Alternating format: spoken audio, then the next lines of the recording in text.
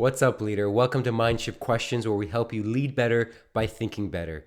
This week's question is, what would change if I believe this situation was my greatest teacher? This is such a powerful question because it gives you the opportunity to step into your life and step into your life's challenges in a much more empowered way and in a much more deliberate way. So let's get started. You have to make the conscious decision that you're going to look at the situation or the challenge as a gift, or at least as a teacher. We must invite it in and have a conversation with it. So often we run from what's challenging and we step away from those hard moments where we're questioning our situation, we're questioning our own decisions, we're questioning our life, and we think this is a setback and we think this is a problem. And we may fall in the trap of thinking that we are weak or that we are confused without purpose. I say you may be confused, but there is a purpose. There's a reason for the confusion. And we must invite in the situation. We must invite in the emotions that may not feel good to us in the moment. Invite it in for tea. Sit down and have a conversation. Ask yourself, why is this situation causing me to feel the way I am? Most often is because you give a darn. You care so deeply about what you're going through, and you care to either make it better or to change it or to switch it up in some way so that you are inviting yourself into a version of you that is even more aligned with who you want to be. This is what we need for conscious evolution. So the first step is always don't run. Stay where you are and think about how you could have a conversation with yourself in a way you would a good friend, in a way you would with someone that you care deeply about who is going through a challenge. Find the silver linings, find the lessons, find the gift in the struggle. Embrace what's uncomfortable and lean into it in a way that allows you to learn about yourself, the people around you, and your environment in a way that allows you to be more of the leader that you are in your life.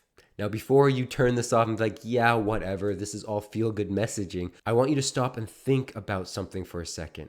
How many times do you step up into your life when someone else is the priority? Whether it's your kids, whether it's your spouse, whether it's your dog, whether it's your cat, whether it's your neighbor, whether it's the school, whether it's the job. You can find another gear. You can embrace what's challenging when someone else is at stake.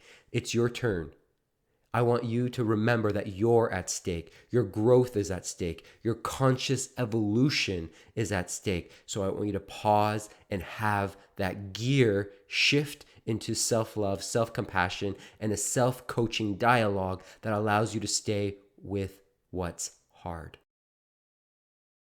Now, step two, once you commit to the conversation I just outlined in step one, is you have to take an action. If this situation is your greatest teacher, what direction is it moving you in? What direction is it guiding you in? I don't want you to judge the step you take, but I want you to take a step. I want you to take a step towards the growth, towards the learning.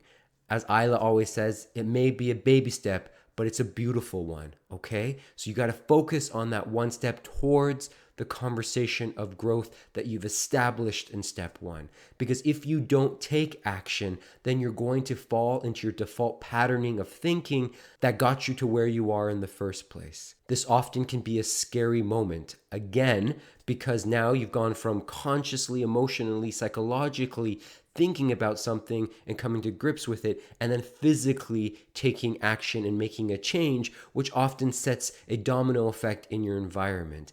But it's crucial because of that domino effect. Things will start to change, and that's the whole point. Because remember, the situation is your greatest teacher. It is moving you into the direction of a higher calling for yourself as a leader in your life. So next time you have those icky feelings, so next time life is handing you these dilemmas, I want you to slow down, have a conversation with yourself, and commit to using the source of this struggle, the source of this challenge, as a source of mentorship, as a source of a teacher. Bring it in. Have a conversation. Figure out where it's asking you to do and take that next baby step, micro step. But remember, it's powerful. And if you continue this cycle, then you'll ultimately end up being on the other side of the ledger. You'll end up being on the other side of the challenge, because ultimately the mind shift is life is happening for you. Therefore, it's your greatest teacher and not to you. It is not your enemy. I look forward to hearing what shifts for you when you apply this question. And remember, nothing shifts unless you do.